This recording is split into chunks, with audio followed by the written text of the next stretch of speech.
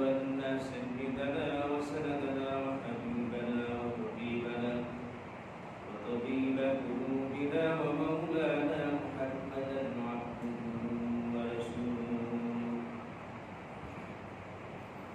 الذي أرسل الله تعالى بالحق بشيرا ونذيرا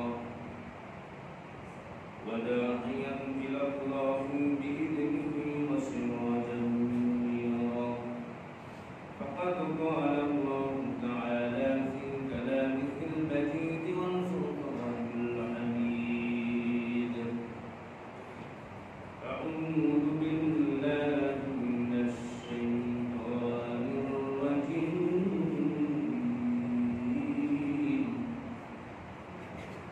بسم الله الرحمن الرحيم الله أكبر بسم الله الرحمن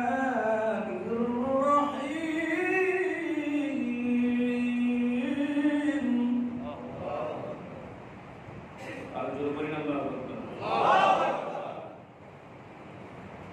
قل إن كنتم تحبون الله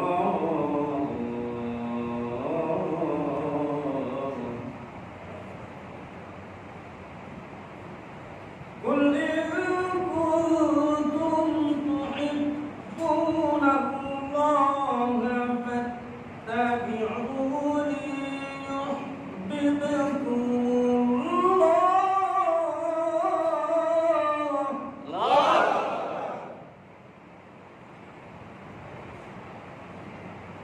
فاتبعوني يحببكم الله ويغفر لكم ذنوبكم والله غفور رحيم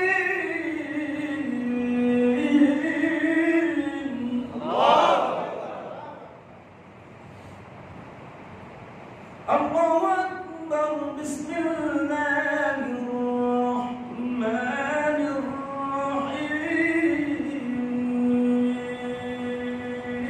الرحيم وما أرسلناك إلا رحمة للعالمين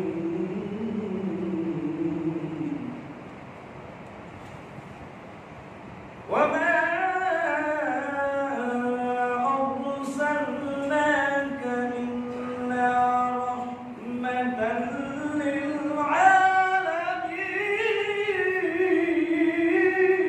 للعالمين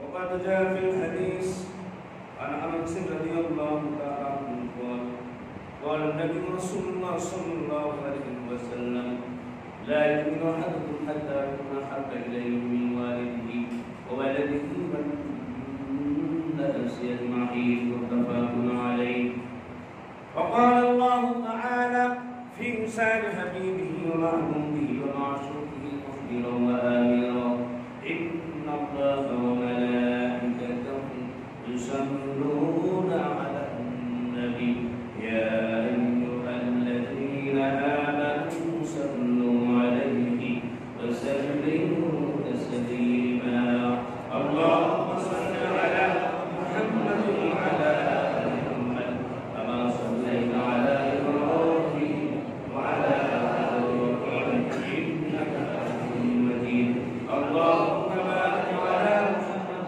وعلى آل محمد كما باركت على إبراهيم وعلى آل إبراهيم إنك حميد مجيد পশু পাখি সবাই বলে আজ আমাদের সুখের দিন এ পড়াতে তশরীফ আনলেন রহমাতুল লিল আলামিন আল্লাহুম্মা সাল্লি আলা মুহাম্মাদ ওয়া আলা আলি মুহাম্মাদ কামা সাল্লাইতা আলা ইব্রাহিম ওয়া আলা আলি ইব্রাহিম ইন্নাকা হামিদুম মাজিদ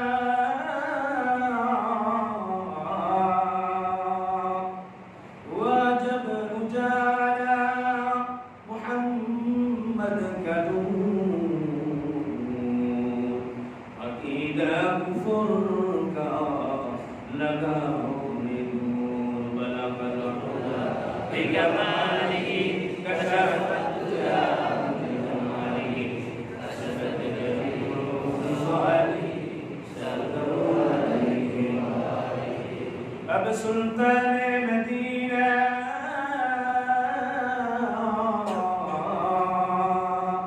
محبة وهي السكينة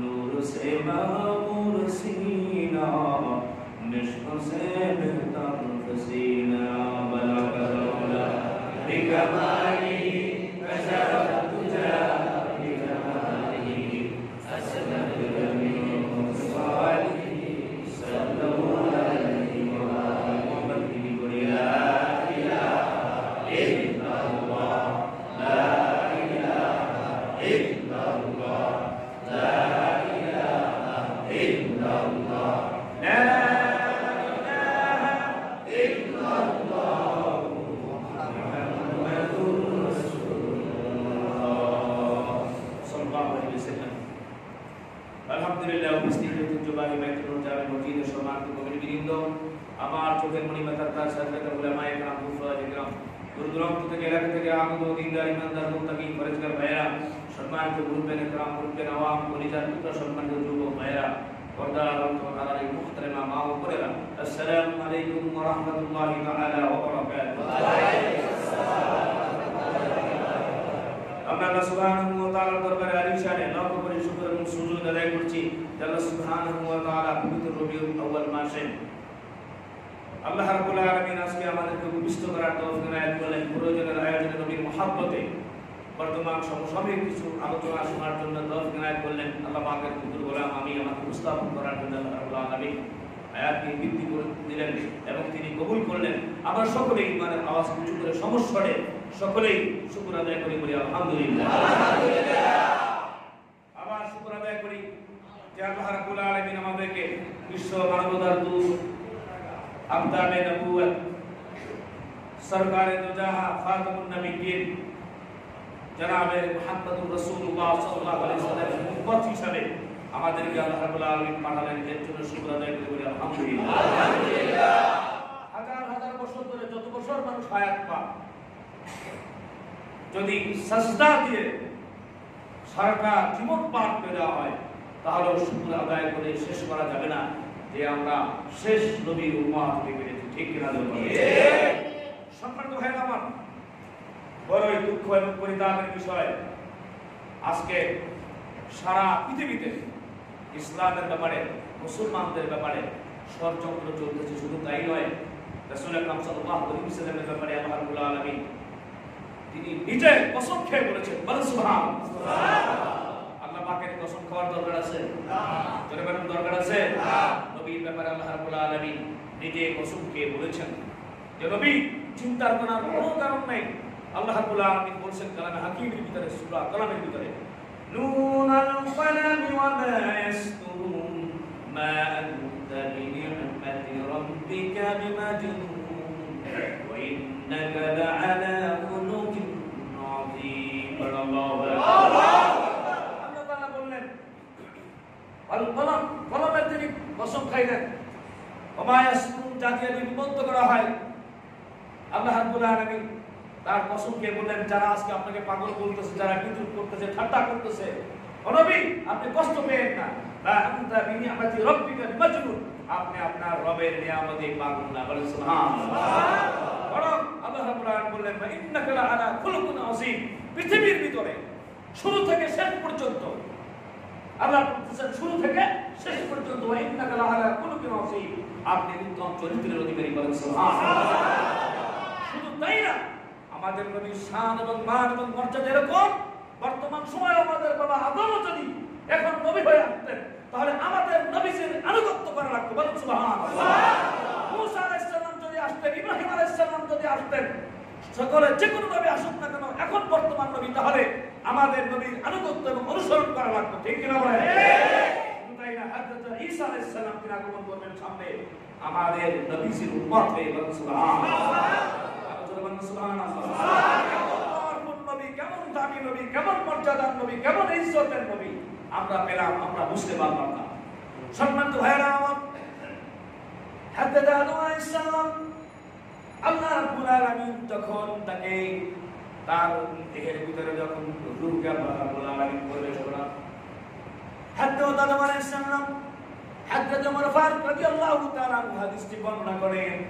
নবীজি রাসূল আকরাম সাল্লাল্লাহু আলাইহি ওয়াসাল্লাম বলেছেন, যখন হযরত আদম আলাইহিস সালাম যখন তার দেহের ভিতরে রূহকে প্রবেশ করান, নবীজি বলেছেন, আমি সে সময় থেকে নবুয়ত প্রাপ্ত, আমি সে সময় থেকেও আখিরি নবী, বিশ্ব নবী, আল্লাহ পাকের প্যারা নবী বলেন সুবহানাল্লাহ।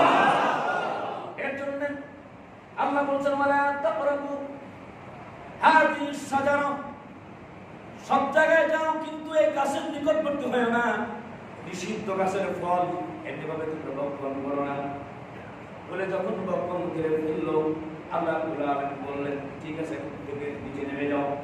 قلنا اهبطوا منها جميعا فإما يأتينكم مني هدى فمن تبع هدايا فلا خوف عليهم ولا هم يحزنون। الله أكبر। আল্লাহ রাব্বুল আলামিন বলেন, এখন নেমে যাও। যখন আমার কথা শুনো নাই, যখন ভুল করেই ফেললাম, যখন শয়তান তোমাদেরকে বদস করে ঘোরালো, তো নিচে যাও। আমার পক্ষ থেকে যখন হুদা আসবে, সেটা যারা আনুগত্য করবে, অনুকরণ করবে, তাদের কোনো চিন্তাও নাই, ভয় নেই, সিরা জান্নাতে, আবার আমি তোমাদেরকে জান্নাতে নিয়ে আসবো। আল্লাহ রাব্বুল আলামিনের সামনে লজ্জায় পড়ে গেলেন। হযরত আদম বললেন, ও আল্লাহ, আরশের খুঁটির ভিতরে তোমার সাথে নাম সংমিশ্রণ করা কার যেন নাম লেখা যায়, লা ইলাহা ইল্লাল্লাহ মুহাম্মাদুর রাসূলুল্লাহ সাল্লাল্লাহু আলাইহি ওয়াসাল্লাম, এই নামের উসিলায় তুমি আমাকে ক্ষমা করে দাও, বলেন সুবহানাল্লাহ। আল্লাহ জিজ্ঞেস করলেন, আমি যখন তাকে পৃথিবীতে পাঠাই নাই, তুমি চিন্তা কেমনে, জাননা কেমনে? ও আল্লাহ, আপনি যখন আমাকে সৃষ্টি করেছেন, তখনই আমি আরশের খুঁটিতে লেখা দেখেছি আপনার সাথে সেই প্যারা হাবিবের নাম, বলেন সুবহানাল্লাহ।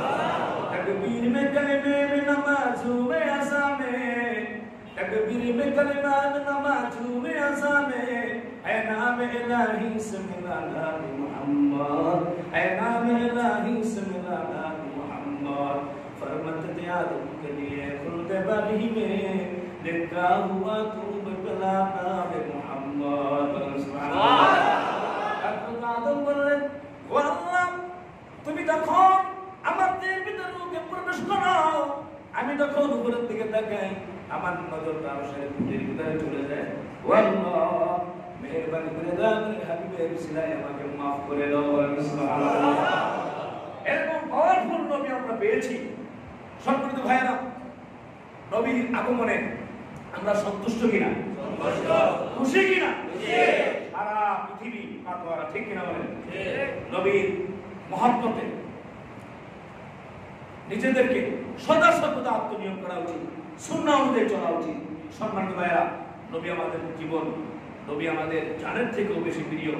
হযরত আনাস রাদিয়াল্লাহু তাআলা বলেছেন, বুখারী এবং মুসলিম শরীফের হাদিস, লা ইউমিনু আহাদুকুম হাত্তা আকুনা হাব্বা ইলাইহি মিন ওয়ালিদিহি ওয়া ওয়ালাদিহি ওয়ান নাস আজমাইন, যতক্ষণ পর্যন্ত তোমার পিতা মাতা, আত্মীয় স্বজন সব কিছু থেকে আমি তোমাদের নবী প্রিয় না হব, ততক্ষণ পর্যন্ত তুমি ইমানদার হতে পারবে না। এখন চিন্তা করেন, অনেক মানুষ বলে, আজকে যে আয়াতটি আমি তেলাওয়াত করেছিলাম, সেই আয়াতের ভিতরে আছে যে আল্লাহকে পেতে হলে ভায়া ধরতে হবে।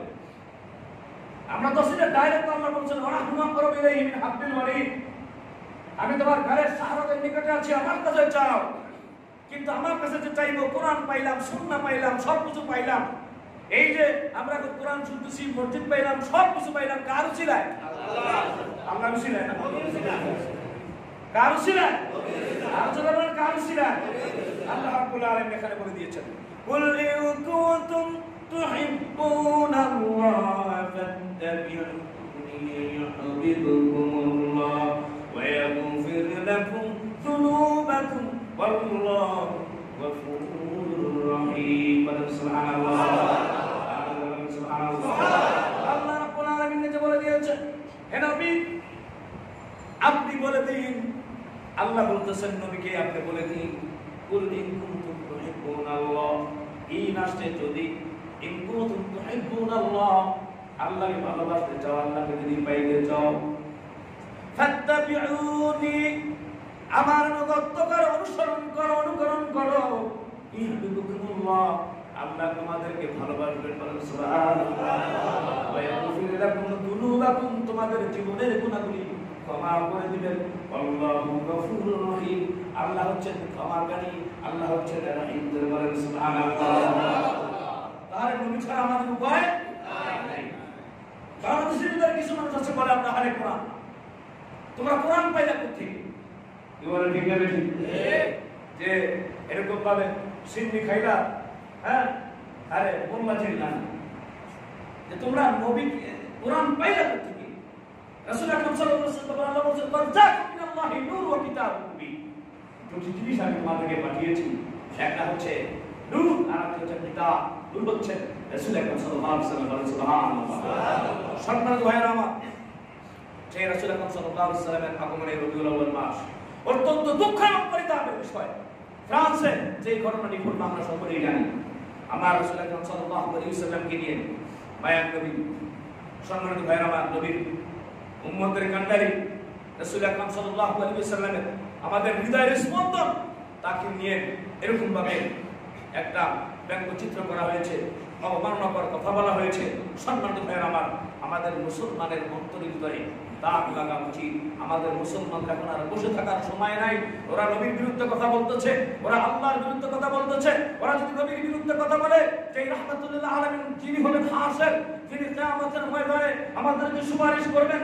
সম্মানিত ভাইরা আমার, যার ছিলেন আমরা সব কিছু পেলাম, যার আগমনে আমাদের সারা জাহান ধন্য রাহমাতুল্লিল আলামিন, তাকে নিয়ে যদি কোনো কটাক্ষ করে, কটুবাক্য করে, আর মুসলমান হয়ে যদি সে ঘরে বসে থাকে, তার অন্তরের ভিতরে যদি দাগ না লাগে, আগুন যদি না লাগে, অন্তরের ভিতরে যদি কষ্ট না হয়, ও মুমিন না, মুমিন না। ঠিক কিনা বলেন?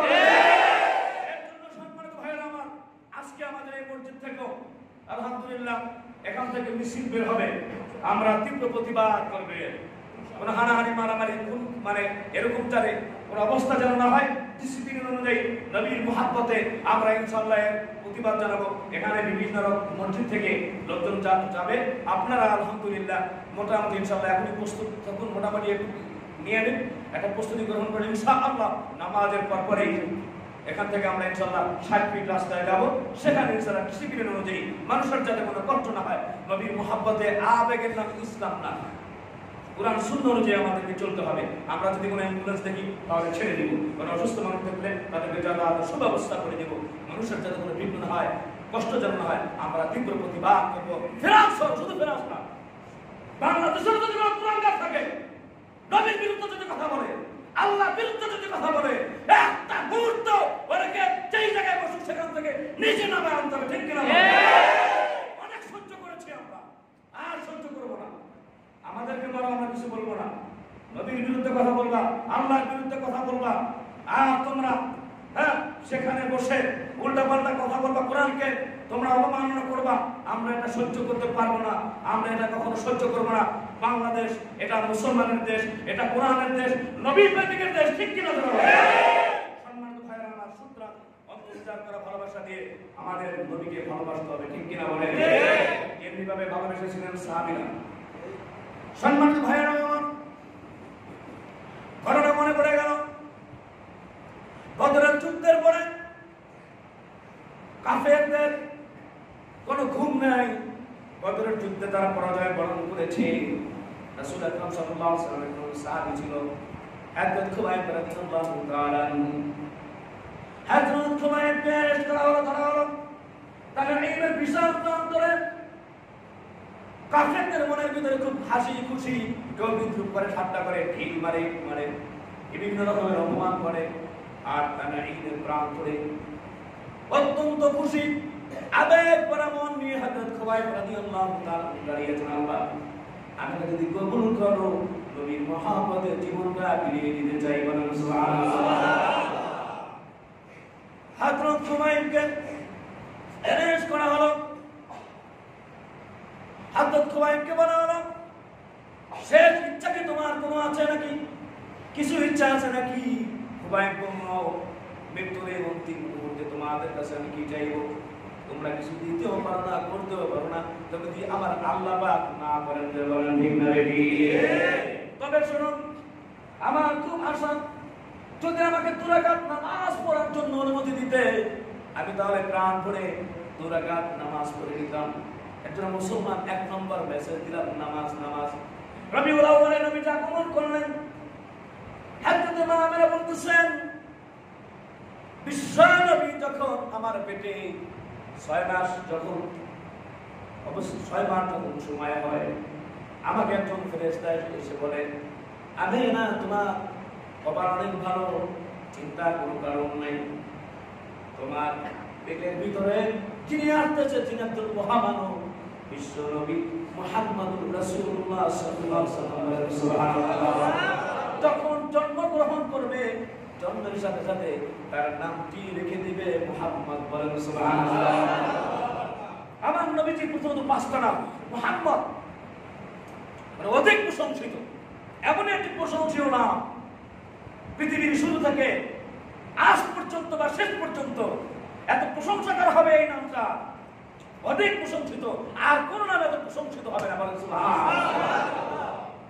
আমার নবীর কেমন বাবা আল্লাহ পাক দিয়েছেন, কেমন মহব্বত করেছেন। আমি বলছিলাম না গত সপ্তাহে, পৃথিবীর সকল সৃষ্টি আল্লাহ নিজের ইচ্ছায় করেছেন, নবীজির চেহারাটা নবীজির ইচ্ছায় হয়েছে। শুধু তাই না, সম্মানিত ভাইরা আমার নবীকে এত আদব, এত এত ভালোবাসা, মুহাম্মদ দেখিয়েছেন আল্লাহ। নবীজি কখনো মুহাম্মদ বলে ইয়া মুহাম্মদ করে ডাকেন নাই। বলেন সুবহানাল্লাহ। কোরআন শরীফের ভিতরে আছে ইয়া মুসা, ইয়া ইব্রাহিম, বিভিন্ন নবীদের নাম রয়েছে, কিন্তু রাসূল আকরাম সাল্লাল্লাহু আলাইহি ওয়াসাল্লাম বললেন মুহাম্মাদুর রাসূলুল্লাহ ওয়া আল্লাহর রাসূল। বলেন সুবহানাল্লাহ। সম্মানিত ভাইরা আমার, শুধু তাই না, তুমি বড় 10 তলা বিল্ডিং এর মালিক হতে পারো, বাংলাদেশ তার মালিক হতে পারো, রাজা বাদশাহ হতে পারো, মন্ত্রী হতে পারো। আল্লাহ রাব্বুল আলামিন বলে দিয়েছেন ইয়া আইয়ুহাল্লাযীনা আমানু লা তুকদ্দিমু বাইনা ইয়াদাইল্লাহ ওয়া রাসূল। আল্লাহ রাব্বুল আলামিন সূরা মুজাদালার প্রথম আয়াতে বলে দিলেন, সাবধান সাবধান, সতর্ক হয়ে যাও ও ঈমানদারেরা, আল্লাহ এবং আল্লাহর নবীর আগে বাইরো না। বলেন সুবহানাল্লাহ। শুধু তাই না, নবীর সামনে কণ্ঠ নিচু রাখো, মাইক পাইলে গেছে ফড়া ফড়াও, আর এর সামনে কণ্ঠ নিচু নিচু নিচু, মানে সব ব্যাটারি ফিউজ হয়ে যাবে। সম্মানিত ভাইরা আমার, আল্লাহ পাক নিজে বলেছেন ইয়া আইয়ুহাল্লাযীনা আমানু লা তারফা'ু আসওয়াতাকুম ফাওকা সাওতিন নবী ওয়া লা তাজহারু লাহু বিল কওলি কাজহারি বা'দিকুম লিবা'দিন আন তাহবাতা আ'মালুকুম ওয়া আনতুম লা তাশউরুন। বল আল্লাহু আকবার। তোমরা সাধারণভাবে যেমনভাবে কথা বলো, নবীর সাথে কথা বলো না। লা তারফাউ আসওয়াতাকুম ফাওকা সাওতিন নবী, নবীর কণ্ঠের উপরে যেন তোমার কণ্ঠ না হয়ে যায়। যদি এরকম উত্তর দেওয়া হয়, কি বলেন, হিসাব করে কিন্তু আল্লাহ বলেছেন ইন্নামা ইয়াখশাল্লাহু মিন ইবাদিহিল উলামা। আমি কি আরেকদিন আলোচনা করব ইনশাআল্লাহ এর মর্যাদায়, যে আলেমদের মর্যাদা কিরকম, ইজ্জত সম্মান কিরকম, যদি আহলে হক আমার অনেক ভয়। ব্যাপারটা বুঝতে পেরেছেন তো? বেদাতি না, ওই দেওয়ান বাগির মতো এরকম ভাবে বদমাইশ ভণ্ড না, বুঝতে পারছেন? যদি আহলে হক আলেম হয়। আমি কিছুদিন আগে আপনাদেরকে সতর্ক করছিলাম কোন এক ব্যাপারে, আপনারা হয়তো বুঝতে পেরেছেন। এখন বাংলাদেশের পত্রিকায় আমাদের পীরের বাগের এলাকায় মানুষের মুখে মুখে কথা, আল্লাহ হেদায়েত নসিব করুন, বলেন আমিন।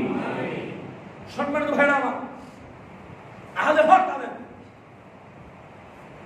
তার ইজ্জত সম্মান মান মর্যাদা কতটুকু? আপনি হয়তো আপনার ছেলেকে এত বুজুর্গ বানাতে পারবেন, দেশে দাঁড়িয়ে রাখবে, 5 ওয়াক্ত নামাজ পড়বে, সত্যের উপরে চলবে, হালাল খাবে, হারাম বর্জন করবে, একেবারে একজন আলেমের সিফাত গুণাবলী যা, আপনার ছেলের তার থেকে কোনো কম নাই, বরঞ্চ আলেম থেকে আরো বেশি ইবাদত করে, সারা রাত ইবাদত করতেছে, বুজুর্গ একজন ভালো ব্যক্তিত্ব, ঠিক কিনা বলেন? কিন্তু আমার নবীজি বলেছেন ফাকিহু ওয়াহিদুন আশাদ্দু আলা শাইতান মিন আলফি আবিদ। শয়তানের কাছে এরকম 1000 আবেদের থেকে একজন ফকিহকে শয়তান অনেক ভয় করে। সুবহানাল্লাহ। শুধু তাই না, এরকম 1000 আবেদ থেকে একজন ফকিহ, একজন আহলে হক, দিনদার মুত্তাকি ফরজগার আলেম আল্লাহর কাছে বেশি প্রিয়। বলুন সুবহানাল্লাহ। হিসাব মিলেন। সম্মানিত ভাইরা, আল্লাহ পাক বলে দিলেন লা তারফাউ আসওয়াতাকুম ফাওকা সাওতিন নবী ওয়া লা তাজহারু লাহু বিল কওলি কাজাহরি বা'দিকুম লিবা'দিন আন তাহবাতা আমালুকুম ওয়া আনতুম লা তাশউরুন। এমন একজন নবী বানালাম, সাবধান হয়ে যাও, সতর্ক হয়ে যাও। যদি তোমার সাউন্ড, যদি তোমার গলার আওয়াজ আমার নবীর থেকে বেশি হয়ে যায়, আন তাহবাতা আমালুকুম, তোমার সকল নেকামল বরবাদ হয়ে যাবে, ওয়া আনতুম লা তাশউরুন, তুমি বুঝতেও পারবে না। কি বুঝলেন? এর জন্য সতর্কভাবে আমাদের পদক্ষেপ নেওয়া উচিত। নবীর বিরুদ্ধে যারা কথা বলে, আজকে এমনি তো মানে ধরেন যদি ঈমান না আনে, ওয়ালিল নবীনা কাফারু বিরাব্বিহিম আযাবু জাহান্নাম বিসাল মাসীর।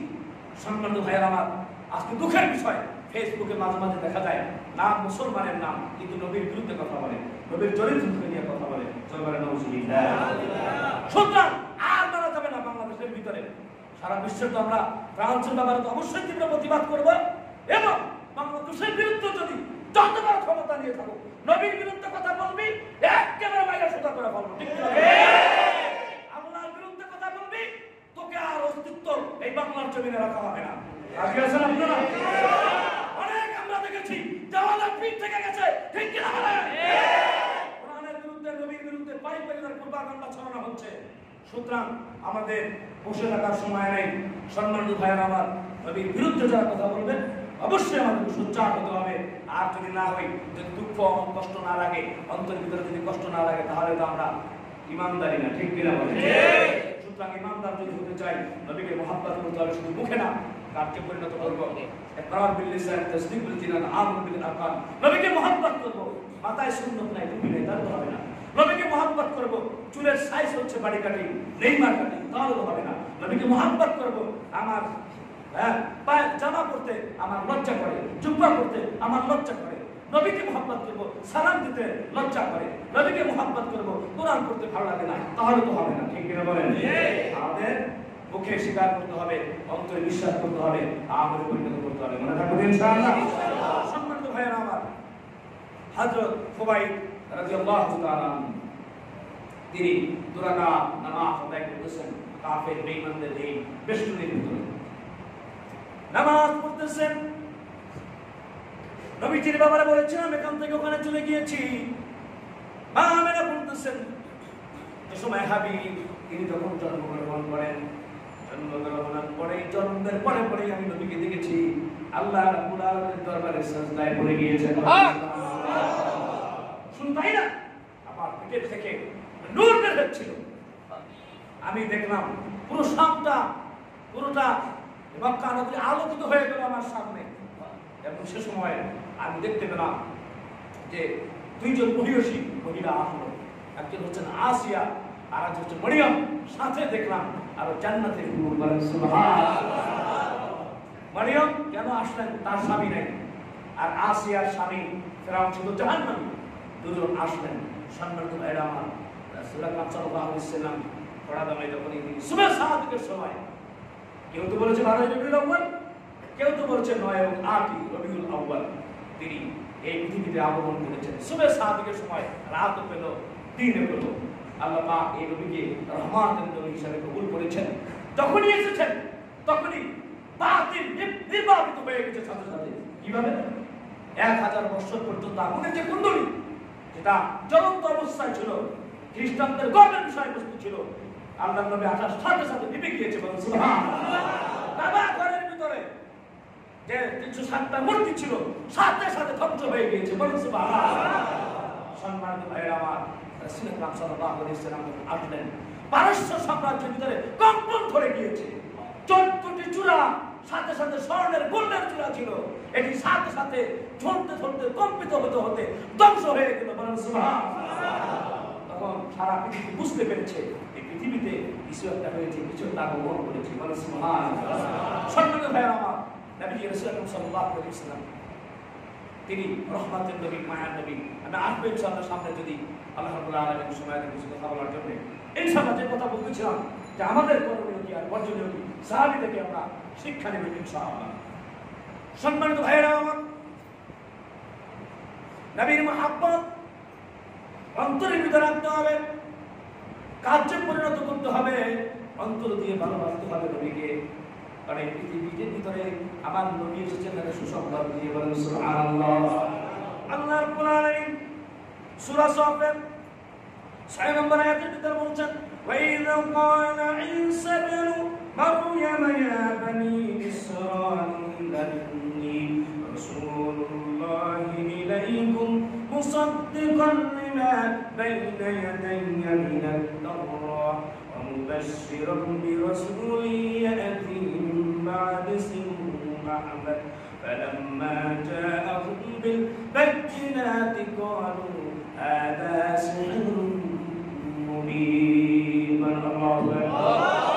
الله বললেন স্মরণ করেন নবীজি সুসংবাদ আগেও এসেছে, যখন মারিয়াম ঈসা বলেছে, বনি ইসরাঈল নিশ্চয় আমি তোমাদের নিকট আল্লাহর প্রেরিত রাসূল ঈসা আলাইহিস সালাম বললেন, আমার পূর্ববর্তী তাওরাতের সত্যায়নকারী একজন রাসূলের সুসংবাদদাতা তিনি আমার পরে আসবেন, যার নাম হবে আহমদ, অর্থাৎ মুহাম্মদ সাল্লাল্লাহু আলাইহি ওয়াসাল্লাম।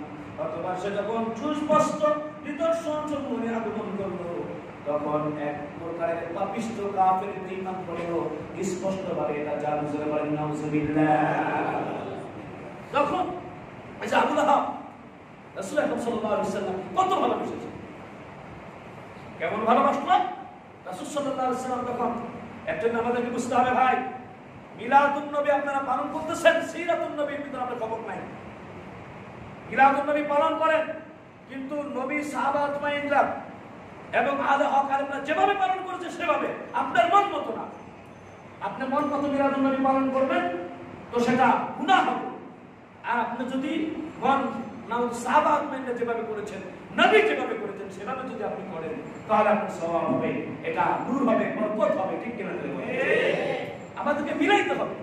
সম্মানিত ভাইরা আমার, অনেকে বলে যে বেদাত ধরলে কত ধরা যায়। আজকে ওয়াহাবি আর সুন্নি নিয়ে বাংলাদেশের ভিতরে বিভিন্ন রকমের দ্বন্দ্ব চলতেছে। ঠিক কিনা বলেন? এক দল বলে ওয়াহাবি, আর এক দল বলে সুন্নি।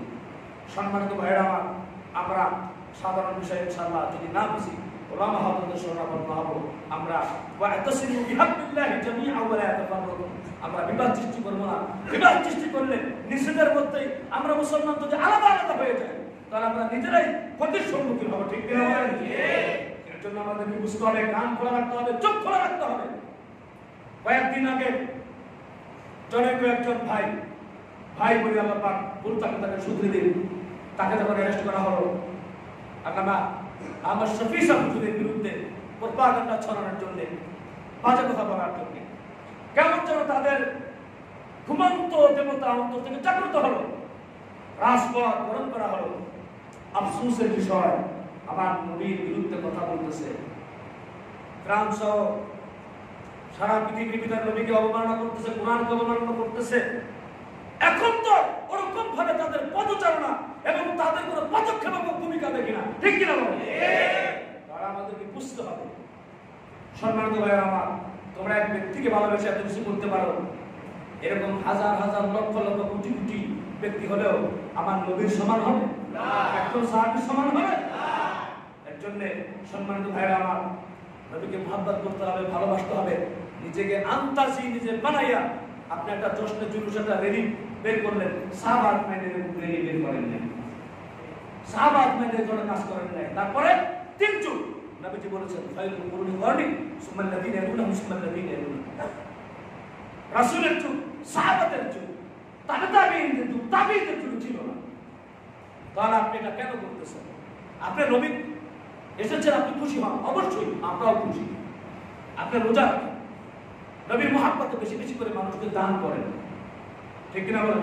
কিন্তু আপনি এরকম ভাবে এরকম ভাবে জশ্ন জুলুস বিশাল বর্ণাঢ্য রেলি করবেন, এরকম তো আল্লাহ নবী করেন।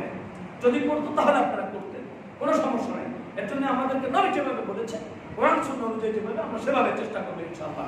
আমি ওইভাবে বলবো না যে মিলাদুন নবী হারাম বা জায়েজ নাই, নাউজুবিল্লাহ, এটা বলবো না, কারণ নবীর আগমনে আমরা খুশি, ঠিক কিনা বলেন? আপনি মিলাদুন নবী পালন করেন, অবশ্যই পালন করবেন, এটা বরকতের বিষয়, কিন্তু আপনি মিলাদুন নবী পালন করতে যে আপনি বিদআত করবেন না, নতুন করে কিছু ইসলামে ঢুকাবেন না, ঢুকানোর চেষ্টা করবেন না, তাহলে আসল ইসলাম এটা বিকৃত হয়ে যাবে, ঠিক কিনা বলেন? কিভাবে বিকৃত হয় তার প্রমাণ আপনারা তো জানেন। কতদিন আগে ফেসবুকে এক বন্ধু বলছে আমার কালাম ও কোরআন ও দরকার নাই, হ্যাঁ, এরপরে জানি কি বললো, ও আমার তরিকার ভাইও আমার মৃত্যুর সময় ঢোলবাসী বাজায়, বলছে কি বলে না, বলছে কি বলে না, অনেকে শুনেছেন আপনারা। এই যে আস্তে আস্তে বিকৃত হইতেছে, এইসব র্যালি, এইসব মাজার পূজার কারণে আস্তে আস্তে ইসলামটাকে বিকৃত হয়েছে। বেদাত লিদ্দিন আর ফিদ্দিন চেষ্টা করতে হবে। বেদাত লিদ্দিন জায়েজ আছে, ফিদ্দিন জায়েজ নাই। লিদ্দিন কিভাবে? আপনারা যেরকম ভাবে एग्जांपल দেন, এই যে দেখেন এই মাইক, এটা হচ্ছে বেদাত, রাসূলের যুগে ছিল না, ঠিক কিনা বলেন? মসজিদ কমিটি রাসূলের যুগে ছিল না। এরপরে দেখেন এই যে মসজিদের টাইলস, এটা রাসূলের যুগে ছিল না, ফ্যান ছিল না, ইলেকট্রিসিটি ছিল না, এটা বেদাত লিদ্দিন। এটা জায়েজ কিভাবে? এই যে ধরেন পাঁচতারা আমাদের মূর্তি, এখন আমার এই কথাটাকে পৌঁছানোর জন্য, এটাকে প্রসার পরিস্ফুটিত করার জন্য, হ্যাঁ, প্রাণবন্তভাবে উপস্থাপন করার জন্য, কানে পৌঁছে দেওয়ার জন্য নিস্তারায় যারা আছেন, আমাদের এই পাঁচতারায় উপরে তিনতারা যারা আছেন বা ছাদে আছেন, তাদের জন্য এই কথাটা পৌঁছে দেওয়া হচ্ছে। হ্যাঁ, আমার এই সঠিক কোরআন এবং হাদিসকে ঠিক রেখে এটার মাধ্যমে, এটাই হচ্ছে বেদাত লিদ্দিন। এই বেদাত জায়েজ আছে, বুঝতে পেরেছেন? কিন্তু বেদাত লিদ্দিন হচ্ছে কোরআনে নাই, সুন্নতে নাই, আপনি আবেগে আরেকটা ভিতরে ঢুকায়া দিলেন, এটাই হচ্ছে বেদাত লিদ্দিন। এটা পথভ্রষ্টতা, কুল্লু বিদআতিন দালালা, আর সমস্ত বিদআত হচ্ছে দালালা, পথভ্রষ্টতা, আর এই দালালা পথভ্রষ্টতা হচ্ছে জাহান্নাম। জোরে বলেন আল্লাহু। তাই সম্মানিত ভাইরা আমার, আল্লাহ রাব্বুল আলামিন আবার যদি ইনশাআল্লাহ মোটামুটি কোন টপিকের সামনে আসলে আবার ইনশাআল্লাহ আমি এই বিষয়ে আলোচনা করব। যেই কথা বলতেছিলাম, হযরত খুবাইব রাদিয়াল্লাহু তাআলা আনহু, তিনি তানাঈমের বিশাল প্রান্তরে কাফেরদের বেষ্টনীর বিরুদ্ধে, কাফেরদের বেষ্টনীর ভিতরে 2 রাকাত নামাজ আদায় করলেন, কারণ তিনি নামাজ চাইতেছিলেন একটু দেরি করে পড়বেন। কাফের বেঈমানেরা মনে করতে পারে খুবাইব মনে ভয় পাইছে, জানের ভয়ে দেরি করে নামাজ পড়তেছে। একজন মুমিন আল্লাহকে ছাড়া তো আর কাউকে ভয় পায় না। খুবাইব নামাজ এমনি ভাবে যথাসম্মতভাবে, বেশি দেরিও না আবার কম না, হযরত খুবাইব 2 রাকাত নামাজ আদায় করলেন। নামাজের পরে কাফেরদের সামনে 40 জন জুলদাস বাহিনী তীর নিয়ে রেডি আছে, খুবাইবকে শুনে চড়ানো হলো। খুবাইব তাদের আত্মীয়, বদরের যুদ্ধের সময় হারিস বিন আমিরকে হযরত খুবাইব রাদিয়াল্লাহু তাআলা হত্যা করেছে, তার প্রতিশোধ নিতে চায়। সেনাবাহিনীর যিনি প্রধান দাঁড়িয়ে বলল, শুনো খুবাইব, ও খুবাইব, তোমাকে তওবার দিতেছি, শেষবারের মতো তুমি তোমার গ্রামটাকে তুমি বাঁচাতে পারো। হযরত খুবাইব বললেন, কি বাবা, তুমি এখান থেকে চলে যাবা, তোমাকে কেউ কিছু বলবে না, এখানে যে দাঁড় করিয়েছি একটা কথা বলে যাও, তোমাকে পাপ যেখানে তোমার নবীকে এনে আমরা যদি এরকম ভাবে শুলে চড়াই, তুমি সন্তুষ্ট থাকবা, এই কথাটা বললেই তোমাকে ছেড়ে দেওয়া হবে। খুবাইব আঘাত খাওয়া বাঘের মতো বজ্র কণ্ঠ নিয়ে খুবাইব বলতেছে, হে কাফের বেঈমানেরা শোন, আমরা আমার নবীকে এত ভালোবাসি, এক খুবাইব কেন, আল্লাহ পাক যদি আমাকে 100 বার পৃথিবীতে আগমন করার তৌফিক দেয়, আর আমার নবীর গায়ে ভিতরে একটা এরকম ভাবে কাটা ফুটাইবা, আমি খুবাইব সহ আমরা যত সাহাবী আছি তারা কখনো সহ্য করব না।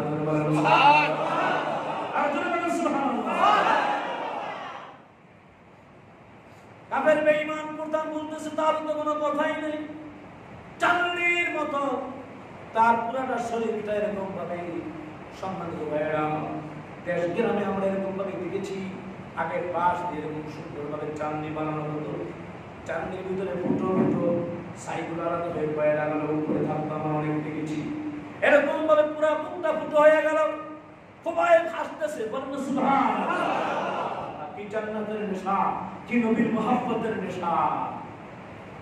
আর আমরা নবীকে মহব্বত করি, নামাজের সময় আসতে পারি না।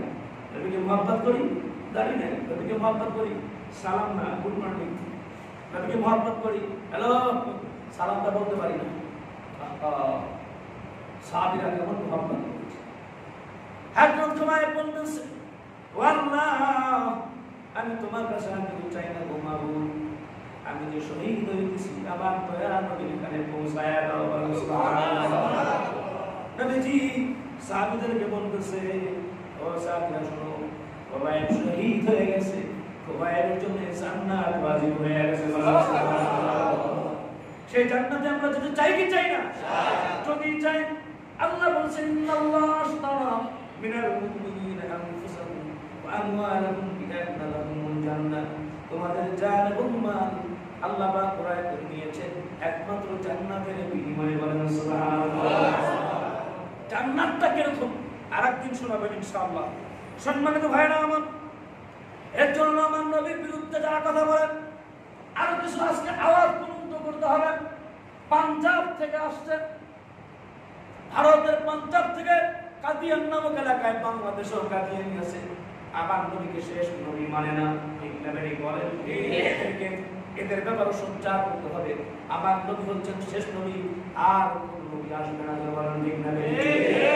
আল্লাহ তাআলা বলতেছেন, মা কানা মুহাম্মাদুন আবা আহাদিন মিন রিজালিকুম ওয়ালাকিন রাসূলুল্লাহ ওয়া খাতামান নাবিয়্যিন ওয়া কানা আল্লাহু বিকুল্লি শাইইন আলিমা।